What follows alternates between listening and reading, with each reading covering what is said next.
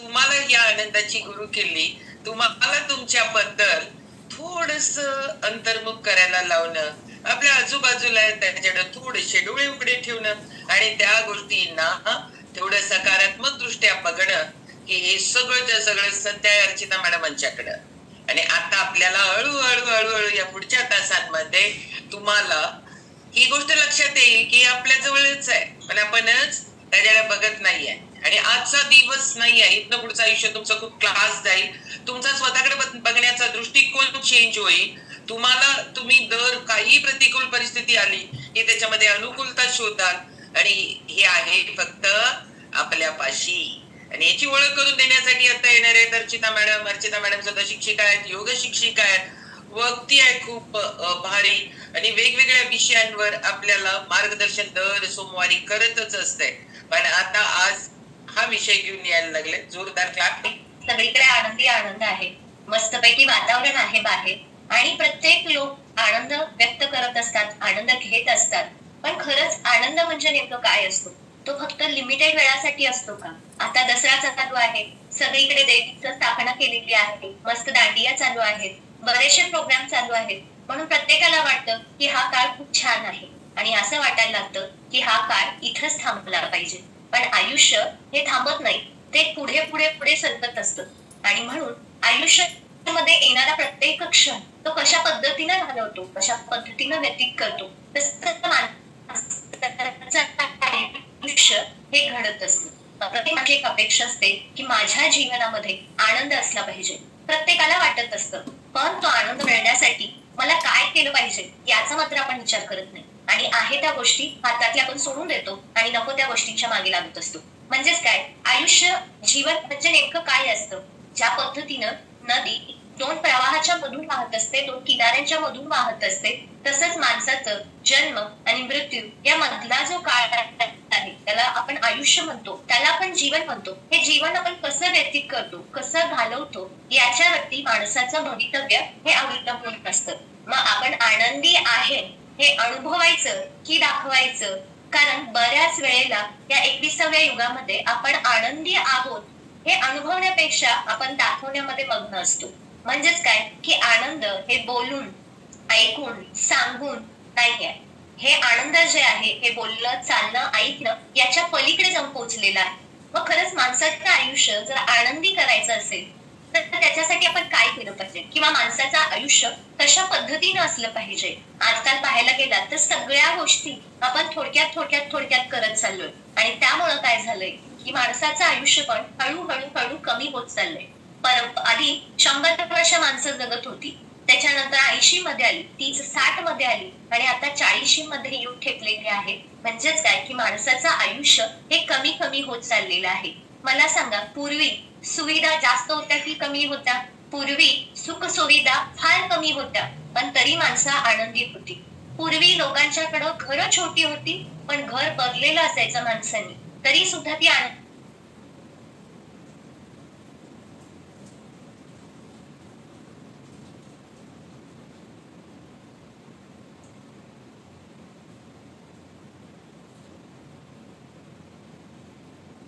पडत नव्हती का? पडत होती. पूर्वी हॉस्पिटलची संख्या कमी होती की जास्त होती? नक्कीच कमी होती. आज काय पाहता, हॉस्पिटलची संख्या ही जास्त आहे, मेडिकलची संख्या ही जास्त आहे. का? कारण माणूस सतत दुःखामध्ये कवटाळून बसलेला असतो, आणि सतत दुःखाचा विचार करत असतो, सतत नकारात्मकतेकडे जातो, आणि त्यामुळं बऱ्याचशा अडचणींना, संकटांना त्याला सामोरे जावं लागतं. आणि मग माणसाला वाटायला लागतं की खरंच माझ्या आयुष्यातला जो आनंद आहे ना, तो आनंद निघून गेलेला आहे. आणि कसं होतं की आपल्या हातून किल्ली हरवलीये, ज्यावेळेला आपण कुलूप तोडून टाकली, माणसाच्या मनाशी, माणसाच्या शरीराशी, माणसाच्या स्वभावाशी आणि माणसाच्या विचारांशी संबंधित आहे. मी आता म्हटले की पूर्वी पैसा कमी होता पण आनंद जास्त होता. आता पैसा जास्त आहे, वस्तू जास्त आहेत, पण आनंद कमी होत चाललेला आहे. म्हणजेच काय की पूर्वीची लोक पहा की खात असताना साधी भाकरी भाजी खायचे, पण पोट भरून व्यवस्थित भूक लागायची आणि आरोग्य चांगलं असायचं. आज आपल्या जेवणाच्या ताटामध्ये पंचपक्वान्न असतं, पण ते खाण्यासाठी आपलं शरीर मात्र आपल्याला साथ देत नसतं. पूर्वीची लोक पडल तिथं झोपायची, बरीचशी लोक खेडेगावात शेतात काम करायला गेल्यानंतर थकून भागून झाल्यानंतर दगडाची उशी करायचे, मातीचा बेट करायचे आणि निवांत शांतपणे झोपून जायची. गाढ झोप लागायची. ना फॅन होता, ना मऊ गादी होती, त्या डोक्याखाली उशी होती. दगडाची उशी करून फाटका शर्ट घालून सगळे झोपायचे, निवांतपणे विश्रांती घ्यायचे आणि त्या विश्रांतीनंतर परत काम करायचे. पण आजकाल माणसांची अवस्था काय झालेली आहे? लाखाचा बेड आहे, मऊ गादी आहे, पण माणसाची मात्र झोप ठरवून गेलेली आहे. म्हणजेच काय, याला कुठंतरी कारणीभूत कोण असतं? याला कुठंतरी कारणीभूत माणसंच असतात. आणि म्हणून आपण दुःखाला कवटाळून बसतो आणि आहे त्या क्षणाचा आनंद घेत बसण्यापेक्षा जे क्षण आपल्या हातातून निसटून गेलेले आहेत, ज्या क्षणांचा आपल्या आयुष्यामध्ये काहीही उपयोग नाही, अशा क्षणांचा आपण जास्त उपयोग करत असतो. त्या क्षणांसाठी जास्त विचार करत असतो आणि त्या क्षणांमध्येच आपण अडकून बसवतो.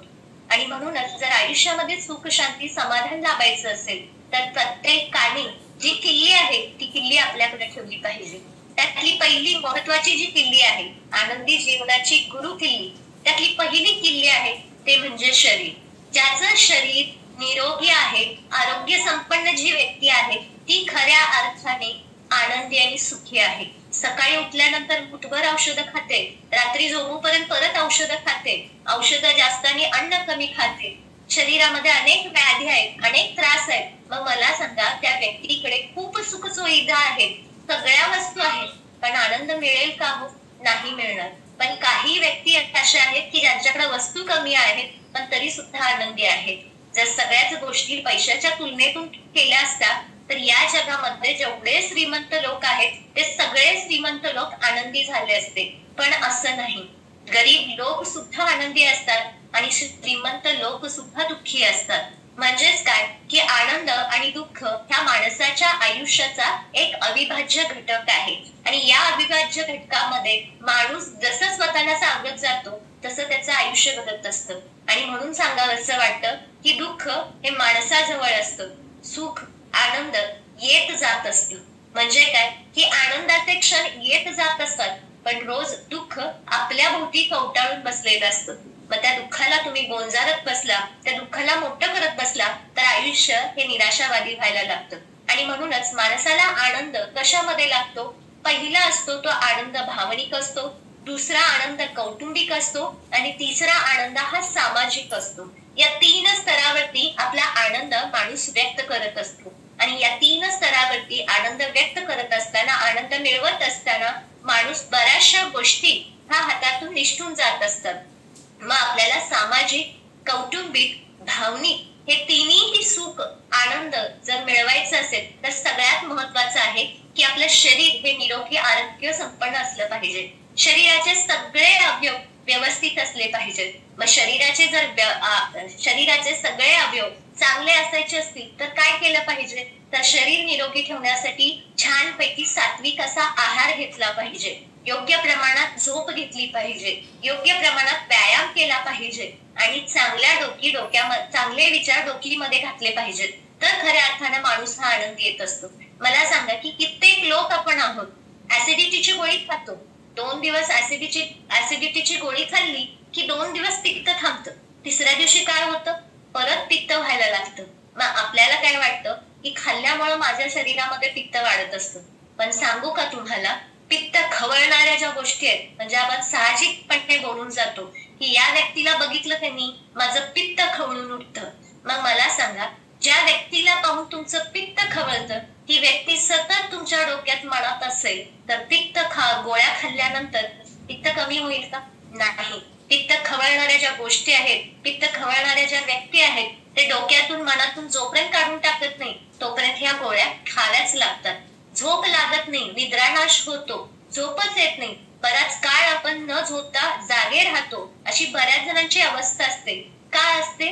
कारण आपण याचा विचार करत नाही की माझा जो निद्रानाश झालेला आहे, माझी झोपमोड जी झालेली आहे किंवा मला झोप लागत नाही, ती घटना मी सतत त्या गोष्टीचा विचार करत असतो आणि म्हणून मला झोप लागत नाही याचा आपण विचार करत नाही. आणि म्हणून झोप चांगली लागण्यासाठी जो डोक्यातला आणि मनातला आहे ना, तो कचरा आपण काढून टाकायला लागतो.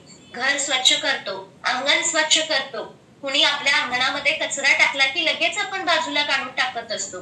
पण मला सांगा की रोज आयुष्य जगत असताना कितीतरी गोष्टी घडत असतात, कितीतरी घटना घडत असतात आणि तो कचरा आपण आपल्या सोबत घेऊन आयुष्य जगत असतो.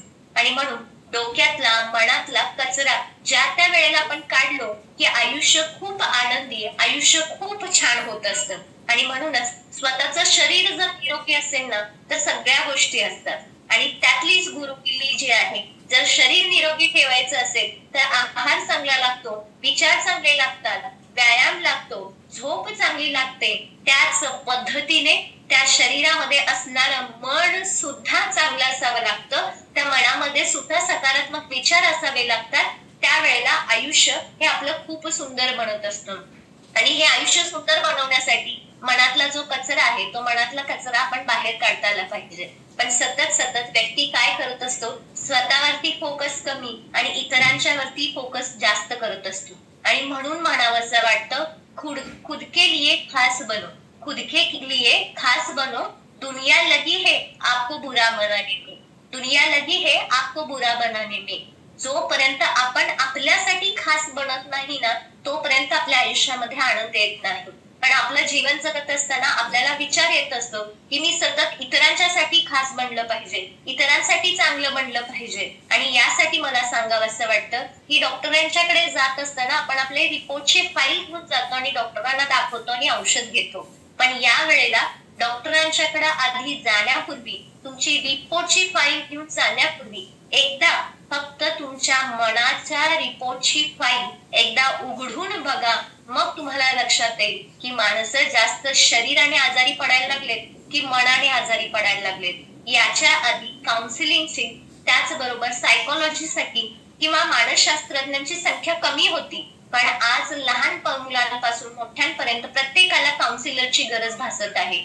भविष्यामध्ये काळ असा येईल की प्रत्येक गल्लीबोळांमध्ये एक काउन्सिलर असेल. कारण का की व्यक्तीचं काउन्सिलिंग करणं, त्याला डिप्रेशन मधून बाहेर काढणं, त्याला निगेटिव्हिटी मधनं बाहेर काढणं खूप महत्वाचं आहे. कारण आजकालच्या या धावपळीच्या युगामध्ये बरेच लोक डिप्रेशन मध्ये जात आहेत, निगेटिव्हिटी मध्ये जात आहेत आणि स्वतःचं आयुष्य सुद्धा संपवून टाकत आहेत. आणि म्हणूनच डॉक्टरांच्याकडे सगळे रिपोर्ट न्या, पण त्याच्या आधी एकदा तुमच्या मनाची फाईल उघडा आणि त्या मनाच्या फाईल मध्ये तुम्ही कुणाकुणाचे किती रिपोर्ट ठेवलेत ना याच्याकडे जरा लक्ष दिलं तर बरेचसे आजार हे कमी होण्यासारखे आहेत.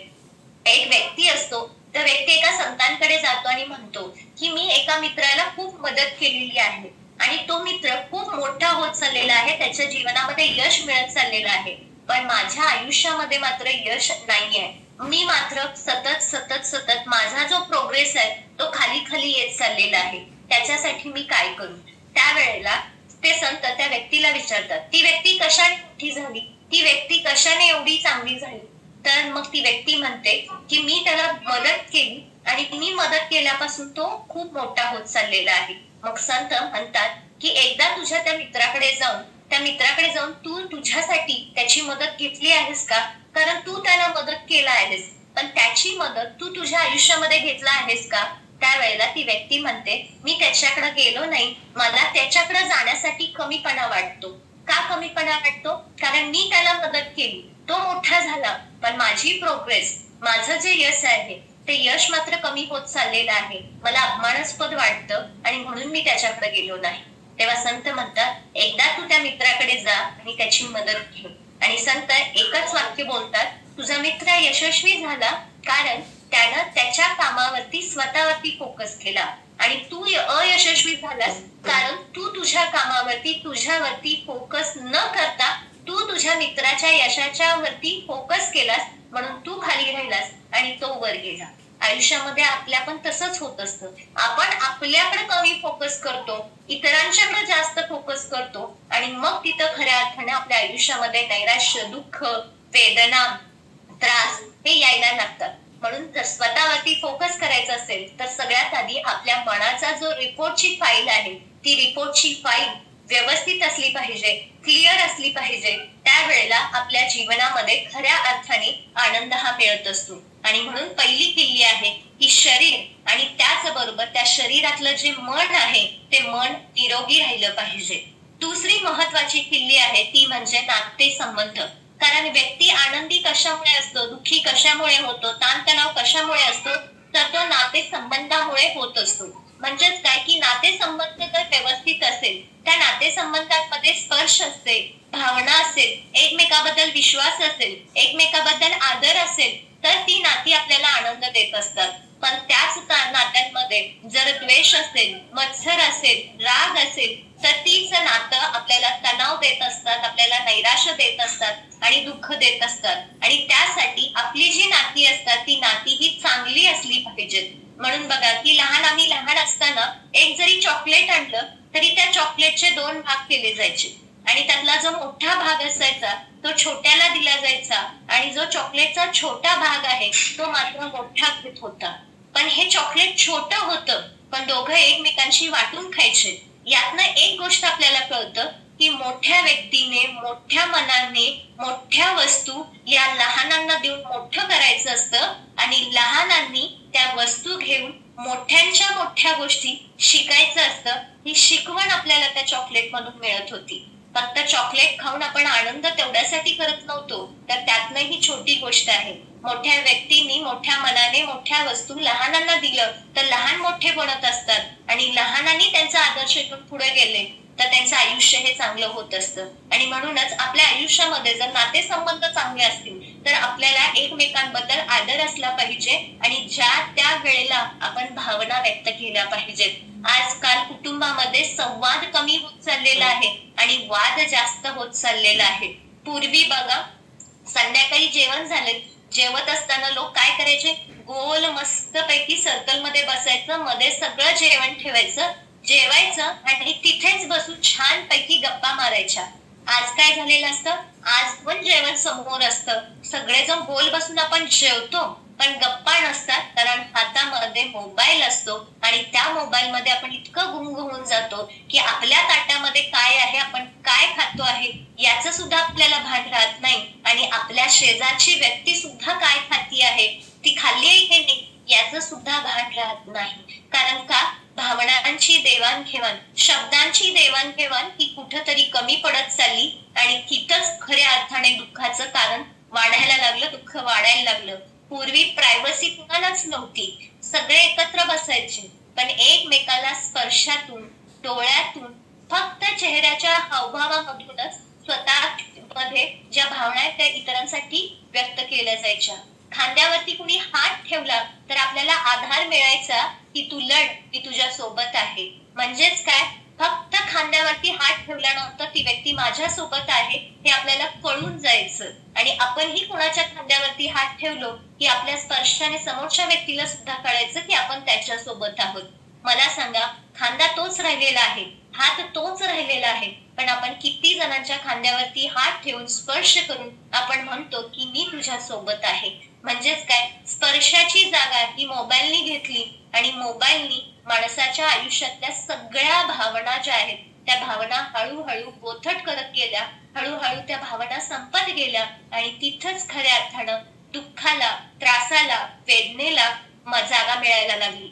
आणि म्हणूनच म्हणावंसं वाटतं की जोपर्यंत माणूस आहे तोपर्यंत त्याच्याशी संवाद साधा. एकदा का माणूस निघून गेला तर तुम्ही कितीही त्याच्यासमोर बसून रडलात तर तुमच्या भावना त्या व्यक्तीपर्यंत कधीच पोहोचू शकत नाही. म्हणून जोपर्यंत व्यक्ती आहे तोपर्यंत सगळ्यांनी एकत्र आलं पाहिजे. आणि खरंच जर आपल्या आयुष्यामध्ये आनंद निर्माण करायचा असेल ना तर बघा की आपण लहानपणी सगळे एकत्र असायचो. मावशीची मुलं, मामांची मुलं, काका काकींची मुलं, मस्तपैकी आपण खेळायचो आणि एकत्र आपण आता सुद्धा आलो तर जुन्या आठवणी आपण काढायचो. कोणते गेम खेळलं, कुणाचं काय झालं, कुणाला कसं मारलं, कुणाला कसं रडवलं, त्या आठवणी आपल्याला सुखावून जातात. मला सांगा की वर्षभरामध्ये आपण आपल्या व्यक्तींना असं एकत्र किती बरं येतो, बरं एकत्र आलो तर आपल्यामध्ये किती विचारांची देवाणघेवाण, किती भावनांची देवाणघेवाण होत असते. भावनांची देवाणघेवाण ही होत नसते. आपण एकत्र आलो तरी मोबाईल बसतो आणि मोबाईल झालं की आपण निघून जात असतो. आजकाल हल्ली लोक घरी पूर्वी लोक घरी आली की विचारायची तब्येत पाणी व्यवस्थित आहे ना, तुझं सगळं व्यवस्थित चालू आहे ना. पण आज लोक पाहुण्यांच्या घरी गेल्यानंतर आपण म्हणतो इसी पेनचा चार्जर आहे का, माझी बॅटरी डाऊन झालेली आहे. आणि अशा ठिकाणी बसतो ज्या ठिकाणी प्लग आहे, ज्या ठिकाणी मोबाईल चार्जिंग करता येईल अशा ठिकाणी आपण बसत आहोत. म्हणून एक गोष्ट सांगावीशी वाटते. काल मी कोल्हापूरला निघालेले होते आणि कोल्हापूरला जात असताना माझ्या शेजारी एक 60-65 वर्षाची व्यक्ती बसलेली होती. शांत बसलेली होती, हातामध्ये मोबाईल होता. चेहऱ्यावरून दिसत होतं की ती व्यक्ती खरंच दुःखी आहे, काहीतरी प्रॉब्लेम आहे. पण माझ्या मनामध्ये विचार आला की कदाचित क्लायमेटमुळे तब्येत व्यवस्थित नसेल आणि त्यामुळे ती व्यक्ती शांत बसली आहे, अशा मनामध्ये विचार आला. थोड्या वेळानं त्या व्यक्तीला कॉल आला आणि ती व्यक्ती कॉलवरती सांगायला लागली की मी सांगलीतून धारवाडला निघालेलो आहे, माझ्या मित्राची नात एक्सपायर झालेली आहे असं सांगून ती व्यक्तीच्या डोळ्यामध्ये पाणी आलं आणि तिथंच त्या व्यक्तीने तो फोन कट केला. थोड्या वेळानं डोळ्यातले अश्रू सावरत, दाटलेला स्वर थांबवत परत त्या व्यक्तीने नंबर जो आलेला होता त्याच्यावरती डायल केला आणि डायल केल्यानंतर समोरच्या व्यक्तीला, ती जी व्यक्ती होती 60-65 वर्षाची, ती व्यक्ती म्हणायला लागली की माझ्या मित्राची जी नात एक्सपायर झालेली आहे, बहुतेक तिने सुसाईड केलेला आहे. मग माझ्या मनामध्ये विचार आला की कदाचित नैराश्य असेल, डिप्रेशन असेल, नोकरीमध्ये यश मिळालं नसेल किंवा काहीतरी झालं असेल म्हणून तिने सुसाईड केलं असेल. पण थोडासा मी कानोसा घेतल्यानंतर त्या व्यक्तीने जे सांगितलं ते सांगितल्यानंतर मन कुठंतरी खिन्न होऊन गेलं. मन थोडंसं निराश झालं. ही शेजारी बसलेली व्यक्ती सांगत होती की ज्या नातीनं सुसाईड केलेली आहे त्या नातीचं वय अवघं 10 वर्ष होतं. म्हणजे 10 वर्षाच्या मुलीने सुसाईड केलं आणि ती कशासाठी केली आणि का केली याचं कारण मात्र कळलेलं नव्हतं. घरात आई, वडील, आजी, आजोबा, बहीण, भाऊ सगळे होते, किंबहुना तिच्यापेक्षा मोठे होते, पण ती फक्त 10 वर्षाची होती आणि त्या 10 वर्षाच्या मुलीने सुसाईड केलं. थोड्या वेळानं त्यांचा फोन कट झाल्यानंतर मी त्यांना विचारलं की व्यवस्थित होतं ना, ती मुलगी चांगली होती ना? त्यावेळेला म्हटले की बऱ्याच वर्षानंतर ती मुलगी जन्माला आलेली होती आणि त्या कुटुंबामध्ये खूप आनंद होता. आणि त्याच व्यक्तीने मला सांगितलं याला 2च कारण आहेत. एक कारण म्हणजे मोबाईल आणि दुसरं कारण म्हणजे आई वडिलांनी म्हणावा तितका वेळ आपल्या मुलीला दिलं नाही आणि म्हणून मुलीने हे पाऊल उचललं. कारण आपल्याला माहित नाही, आपण मोबाईल मुलांच्या हातामध्ये देतो, पण ते मोबाईल मुलांच्या हातामध्ये दिल्यानंतर त्या मोबाईल मध्ये ते काय पाहतात आणि काय पाहिल्यानंतर त्यांच्या मनावरती काय परिणाम होतो याच्याकडे आपलं लक्ष नसतं. आपलं एकच काम असतं की मोबाईल द्यायचा आणि आपली कामं पट आवरायची. मग तो मोबाईल मध्ये काय बघतोय ते बघू दे, त्याच्या डोळ्याचा काय त्रास होतोय ते होऊ दे, हे आपण असं करत बसतो. आणि मग एकदा का निघून गेलं की मग आपल्याला पश्चाताप व्हायला लागतो की कदाचित मी माझी कामं सोडून थोडासा वेळ दिला असता तर ती मुलगी आज माझ्या सोबत असते. आणि कदाचित ती मुलगी जरी डिप्रेशन मध्ये असेल, त्या मुलीच्या मनामध्ये जरी काही विचार आला असेल तर ते विचार आई वडिलांसमोर व्यक्त झाले नाही किंवा त्या विचारांची कधीच चौकशीच केली नाही आणि म्हणूनच आयुष्यामध्ये अशी घटना घडली काय असं वाटायला लागतं. म्हणजेच काय, ज्या वेळेला तुमचा स्पर्श हा मोबाईल मध्ये जातो त्यावेळेला नाती जवळ येण्याऐवजी दूर निघून जातात आणि ती दूर निघून गेल्यानंतर, वेळ निघून गेल्यानंतर आपण ओढून ताणून आपल्या जवळ आणायला प्रयत्न करतो, पण काही केल्या ती येत नाही. पूर्वी बाळ रडायला लागलं तर आई आपल्या पदराच्या खाली घ्यायची, हाताची ऊब द्यायची, छातीला कवटाळलं की बाळ शांत व्हायचं. बाळाने काही हट्ट केला आणि काही वस्तू मागितलं तर आई म्हणायची आता नाही, नंतर घेऊया, परत देते तुला, तरी ते बाळ शांत व्हायचं. पण आजकाल काय होते सांगा बरं मला? आजकाल बाळ रडताना आपण काय करतो? मोबाईल हातामध्ये देतो आणि त्याला शांत करत असतो. बाळाने हट्ट केला की पटकन त्याला ती वस्तू देतो आणि त्याला शांत करत असतो. पण मला सांगा की त्या मुलांना जास्त करून तुमच्या वस्तूंपेक्षा तुमच्या स्पर्शाची तुमची गरज असते, पण ती गरज कुठंतरी हरवून गेलेला आहे आणि खऱ्या अर्थानं माणसाच्या आयुष्यातला जो आनंद आहे तो आनंद मात्र हरवून गेलेला आहे. आणि म्हणून सांगावंसं वाटतं की पूर्वी 4 मुलांना एक वडील सांभाळायचे, पण आजकाल परिस्थिती अशी झालेली आहे की 4 मुलं आपल्या एका वडिलांना सांभाळू शकत नाहीत.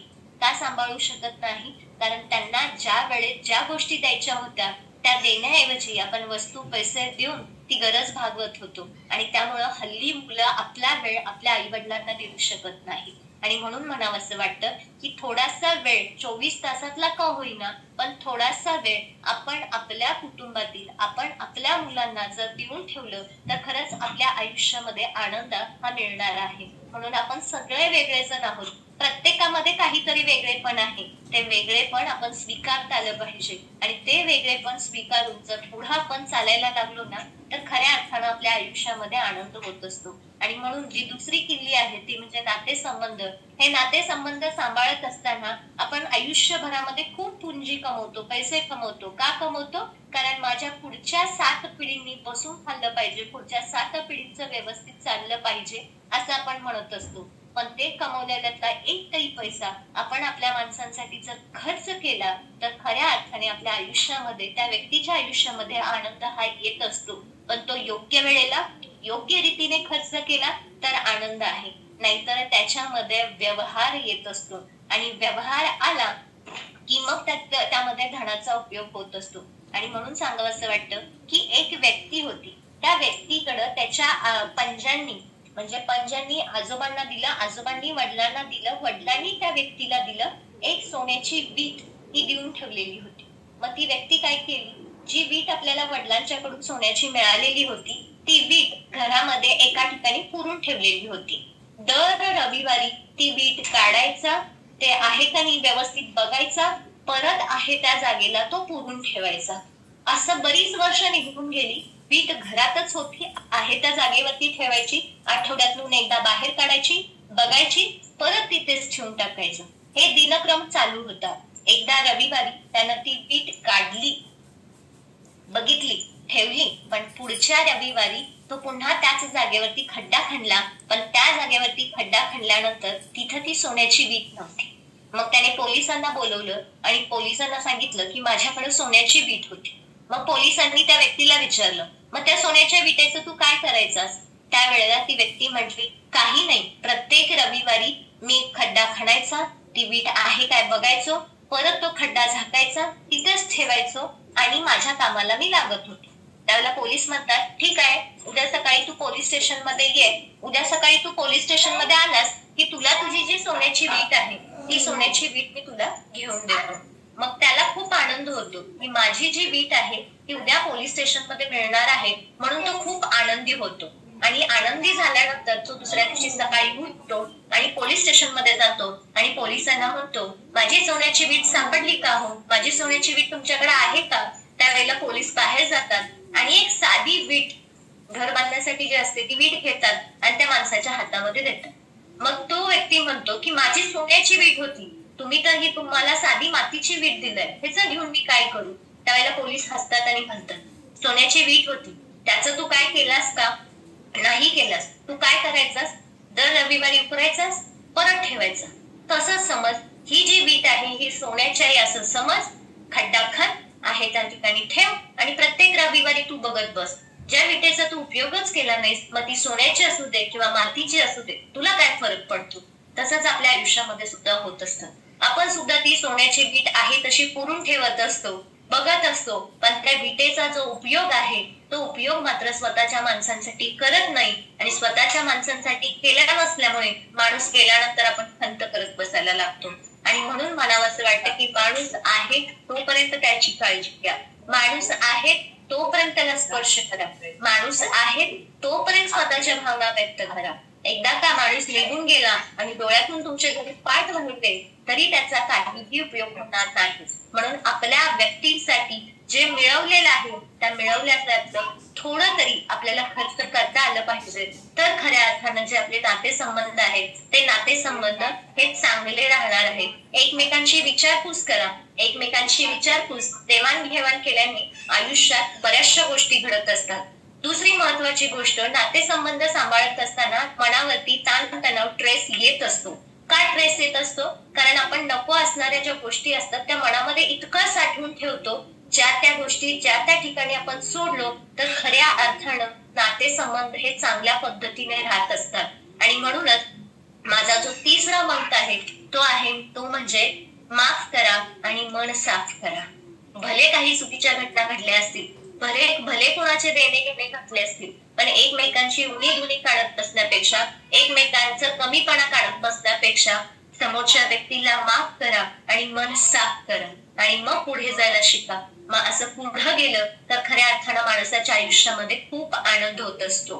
हे नातेसंबंध सांभाळत असताना उणी धुणी काढताना ताणतणाव येतोच, पण उणी धुणी काढत असताना ताणतणाव आला तर सगळ्यात महत्वाचं असतं, दुसऱ्या बाहेरच्या व्यक्तीने आपल्याला त्रास दिला तर दुःख होत नाही, पण स्वतःची आपली माणसं ज्या वेळेला दुःख देतात त्यावेळेला मात्र आपल्याला जास्त हा त्रास व्हायला लागतो. आणि म्हणून या ठिकाणी उदाहरण द्यावं असं वाटतं. एकदा लोखंडाच्या हातोड्याने एका सोन्याच्या तारेला मारलं जायचं.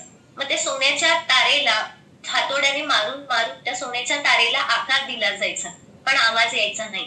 त्याच हातोड्याने जेव्हा लोखंड्या तारेला मारलं जायचं त्यावेळेला मात्र आवाज खूप मोठमोठ्याने यायचा. म्हणून एकदा सोन्याच्या तारेने त्या लोखंडाच्या तारेला विचारलं की तोच हातोडा आहे जो मला सुद्धा मारतो आणि तो तुला सुद्धा मारतो, मग मी आवाज करत नाही, तू का आवाज करतोस? त्यावेळेला जी लोखंडाची तार असते ना, ती तार उत्तर देते.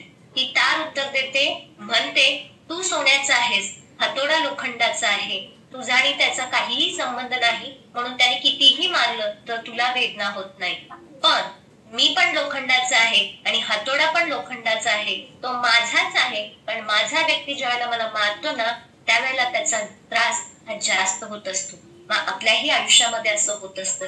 आपली माणसं आपण जपली पाहिजेत, बाहेरची माणसं सुद्धा जपली पाहिजेत आणि त्यासाठी नाते संबंध चांगल्या ठेवण्यासाठी सगळ्यात महत्वाचं असतं की तुमची वाणी चांगली असली पाहिजे. आणि म्हणून म्हणावं असं वाटतं की वाणीमध्ये प्रेमामृत ठेवा, गोडामृत ठेवा. वाणीमध्ये गोडामृत, हृदयामध्ये प्रेमामृत जर असेल तर जीवनामध्ये अमृत मिळायला वेळ लागत नाही. आपल्या आयुष्यामध्ये विष आणि विषच झालेलं आहे, कारण का वाणीतला गोडवा निघून गेलेला आहे, हृदयातला कोमलपणा निघून गेलेला आहे आणि त्यामुळं आपल्या आयुष्यामध्ये ताणतणाव, दुःख, वेदना ह्या जास्त होत चाललेल्या आहेत. आणि हे जर दुःख आपल्याला कमी करायचं असेल, आपल्या जीवनामध्ये आनंद मिळवायचा असेल तर व्यक्तींना एकमेकाचा सन्मान करून एकमेकांना असं जपा जसं फुलपाखराला आपण जपतो. म्हणून मला असं वाटतं, फुलपाखराला जर हातामध्ये तुम्ही घट्ट पकडून ठेवलात तर काय होतं, फुलपाखरू हातामध्ये मरून जातं. आणि त्याच फुलपाखराला जर तुम्ही सैल सोडलं तर ते फुलपाखरू उडून जात असतं. पण त्याच फुलपाखराला हातामध्ये हलक्याशा पद्धतीने तुम्ही पकडून राहिलात, ते फुलपाखरू हातामध्ये राहतं आणि स्वतःचा रंग सुद्धा तुमच्या हातावरती सोडून जात असतो. तसंच नात्यांचं सुद्धा असतं. नात्यांना तुम्ही जास्त घट्ट पकडलात तर ती मरून जाणार आहेत, सैल सोडलात तर हातातून निसटून जाणार आहेत. पण अलगद प्रेमाने आपुलकीने ते पकडलात तर तीच नातं तुमच्या आयुष्यामध्ये रंग भरणार आहेत. आणि म्हणून नात्यांमध्ये हव्यास नको, नात्यांमध्ये एकमेकांसाठी आपलेपणा आहे. आणि म्हणून दसऱ्यात आपण सोनं, आपट्याची जी पानं असतो ती आपट्याची पानं काय करतो, पहिल्यांदा ती लुटतो आणि मग सगळ्यांना वाटत असतो. तसंच आपल्या आयुष्यामध्ये सुद्धा आनंदाचं पान जर वाटायचं असेल तर सगळ्या गोष्टीतून पहिल्यांदा आनंद लुटायला शिका आणि मग तो वाटता येईल आणि मग आपण इतरांना आनंद देऊ शकतो. आणि म्हणून म्हणावं असं वाटतं, हर किसी की खुशी एक कदम दूर है, हर किसी की खुशी एक कदम दूर है, लेकिन हर घर में एक कमरा कम है, लेकिन हर घर में एक कमरा कम है. म्हणजेच काय, प्रत्येकाचा आनंद फक्त एक पाऊल पुढे आहे. आपण पाऊलच उचलत नाही, मग आपल्या आयुष्यामध्ये आनंद येत नाही. मग हे पाऊल जे उचलायचं आहे ते पाऊल आपल्या जीवनामध्ये, नात्यांमध्ये, आपलेपणामध्ये आपण उचलायचं आहे. आणि हर एक घर में एक कमरा कम है म्हणजे काय, की प्रत्येक घरामध्ये जर 2 खोल्या असतील तर असं वाटायला लागतं आणि एक खोली असावी, 3 खोल्या असतील तर असं वाटतं की आणखीन एक खोली असावी, 4 खोल्या असतील तरी वाटतं की आणखीन एक खोली असावी. म्हणजेच काय, की जेवढ्या खोल्या आहेत त्यात वाटायला लागतं कुठंतरी एक खोली कमी आहे. आणि म्हणून म्हणावं असं वाटतं की या खोल्या आपल्या कधीच आयुष्यामध्ये भरल्या जाणार नाही. या खोल्या भरायच्या असतील तर आपल्या हृदयाची जी फ्रेम आहे ती फ्रेम मोठी ठेवली पाहिजे. आणि नातेसंबंध चांगल्या ठेवण्यासाठी एकच गुरुकिल्ली आहे, ती गुरुकिल्ली म्हणजे प्रत्येक गोष्टीला, प्रत्येक घटनेला चेहऱ्यावरती तुमच्या हास्य पाहिजे. आणि ज्या वेळेला तुमच्या चेहऱ्यावरती हास्य असेल, ज्या वेळेला तुम्ही जरा हसाल त्यावेळेला खऱ्या अर्थानं आयुष्यामध्ये आनंद आणि आनंदच आहे. म्हणूनच मुस्कुराकर गम भुला देना जिंदगी है, मुस्कुराकर गम भुला देना जिंदगी है, जीत कर हार मनाना जिंदगी है, जीत कर हार मनाना जिंदगी है, हार कर खुशियां मनाना जिंदगी है. म्हणजेच काय की प्रत्येक दुःखामध्ये जर आपण हसत राहिलो तर खऱ्या अर्थानं आपल्या आयुष्यामध्ये आनंद आहे. जिंकून सुद्धा आपण हरलेल्या व्यक्तीबरोबर आनंद व्यक्त करायला लागलो तरी सुद्धा आपल्या जीवनामध्ये आनंद आहे. आणि म्हणूनच व्यक्ती आहे तोपर्यंत त्याला वेळ आपल्याला देता आलं पाहिजे. आणि म्हणून मी एक खोल्यांचं उदाहरण दिलं. आजकाल प्रत्येकाला प्रायव्हसी हवी असते. मुलगा 2 वर्षाचा झाला की आपण त्याला त्याच्या रूम मध्ये झोपवत असतो. पण जर असं पाठीमागे जाऊन आपण लहान होतो, आपण लहान असताना आपल्या आई वडिलांच्या जवळ किती वर्ष झोपलेलो होतो याचा थोडासा विचार करा. आपण आपल्या आई वडिलांच्या जवळ 10-12 वर्ष निवांत झोपायचो. त्यांना काही नव्हतं का? त्यांना प्रायव्हसी नको होती का? पण त्यांच्यासाठी सगळ्यात महत्वाची पहिली प्रायव्हसी होती ती त्यांची मुलं होती. त्यामुळे तो स्पर्श होता, ती माया होती, ती ऊब होती. पण आजकाल मुलं आपण 2 वर्षाची झाली की आपल्यापासून बाजूला झोपवतो. आणि मग विचार करा की आपण मोठं झाल्यानंतर तीच मुलं आपला बेड घराबाहेर परत ठेवणार नाही. आणि म्हणूनच आणि वृद्धाश्रमाची संख्या पण वाढायला लागली. पूर्वी माणसांचं आयुष्य जास्त असायचं, प्रत्येक घरामध्ये वयोवृद्ध व्यक्ती असायची, पण कुणीही आपण वृद्धाश्रमात गेलो नाही. आता कुटुंबामध्ये एकच वयोवृद्ध व्यक्ती असते पण त्याला मात्र आपण वृद्धाश्रमामध्ये पाठवतो.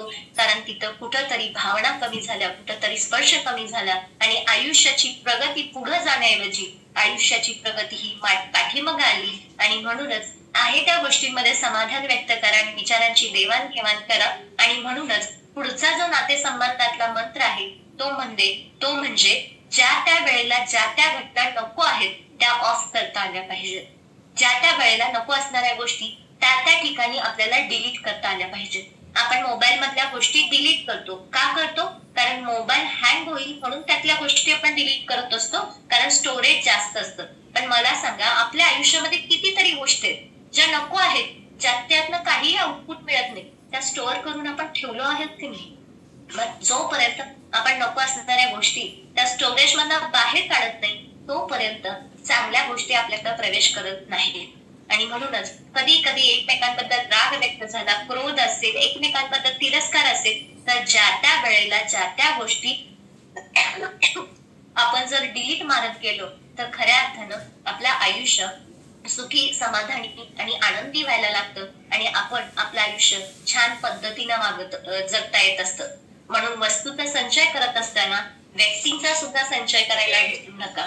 आणि त्यासाठी नातेसंबंध कसे हाताळायचं, मन कसं साफ करायचं यासाठी सगळ्यात भारी असतं ते म्हणजे ओंकार साधना आणि मेडिटेशन.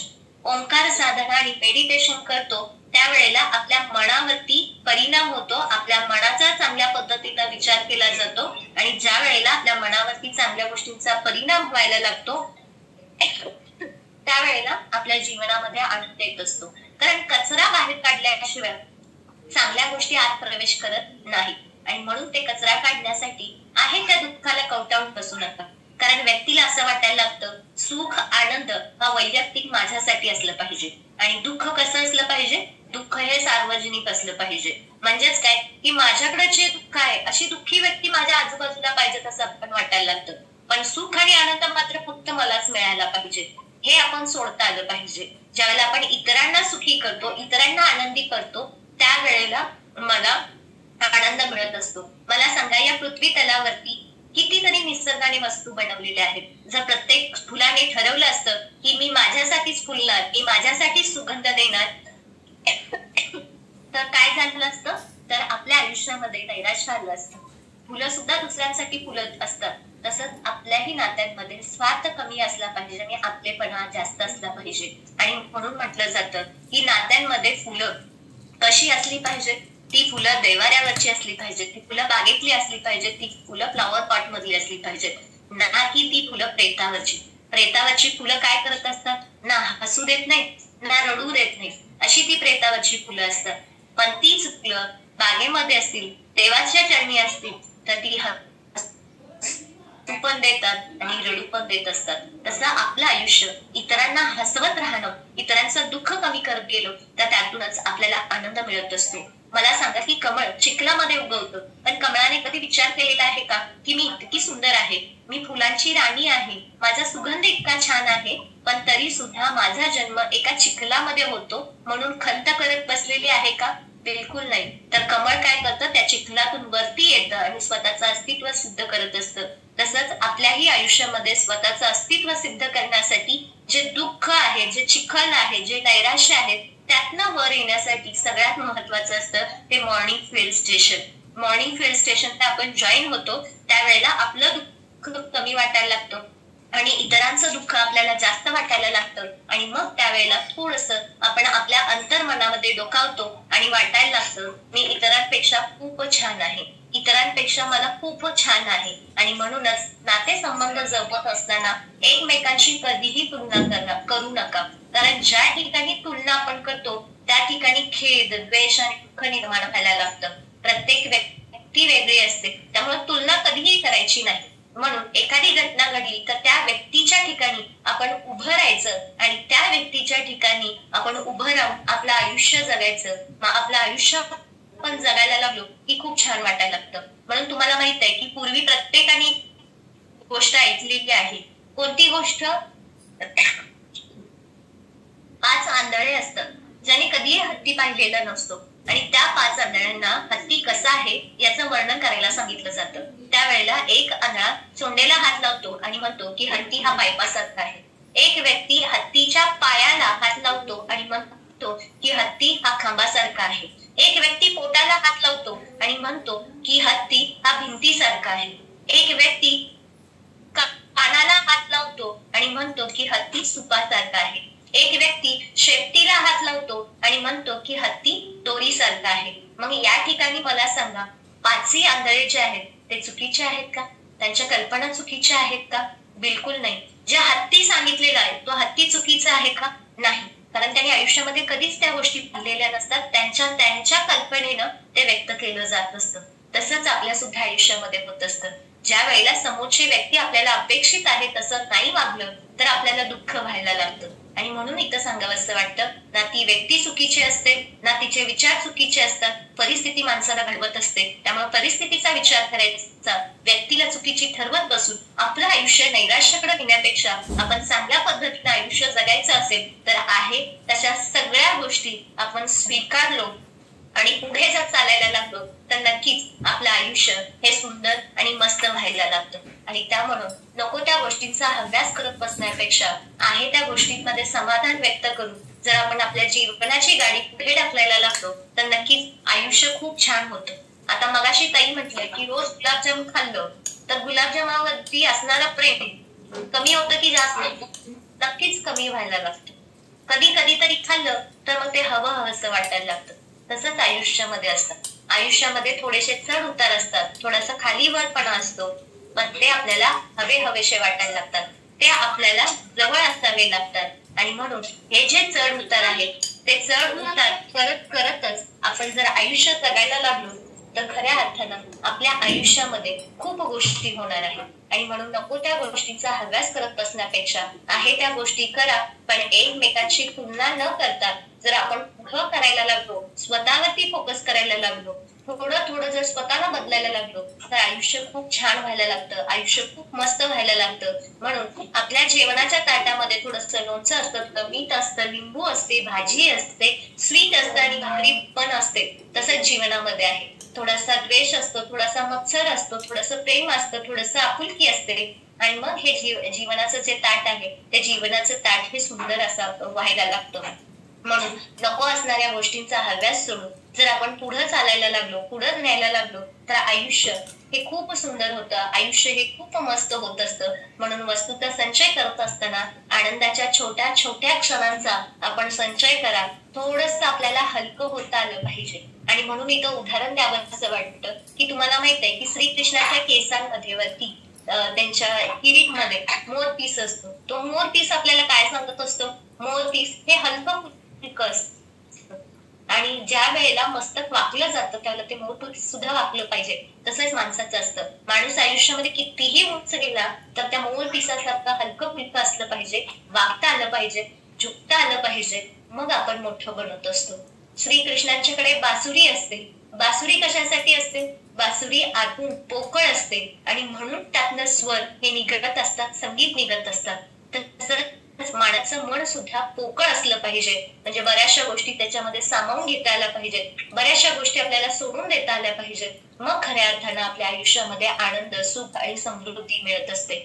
अशा पद्धतीनं जर आपण जीवन जगत गेलो तर खूप छान असतं. म्हणून जे नको आहे त्याचं दुःख करत बसण्यापेक्षा जे स्वतःवरती आहे, स्वतःजवळ आहे, याच्याकडे आपण लक्ष केंद्रित करायला लागलो तर आयुष्य खूप सुंदर होऊन जातं. आणि म्हणून जीवन सुंदर आहे दुसऱ्यांना दाखवत बसण्यापेक्षा ते अनुभवत गेलो, त्याचा आनंद घेत गेलो तर खऱ्या अर्थानं सगळ्या गोष्टी आपल्याकडे मिळत असतात. आणि म्हणून नशिबाला दोष देत बसू नका, कारण नशीब हे तुमच्या कर्मांनी घडत असतं. आणि आपलं जर नशीब चांगलं बनवायचं असेल तर आहे ती परिस्थिती व्यवस्थित हँडल करत आपण पुढे गेलो तर नक्कीच आपल्या आयुष्यामध्ये आनंद आहे. म्हणून पहिली गेली शरीर आणि मन निरोगी ठेवा. दुसरं नातेसंबंध व्यवस्थित जपा. आणि तिसरं स्वतःला थोडंसं बदला.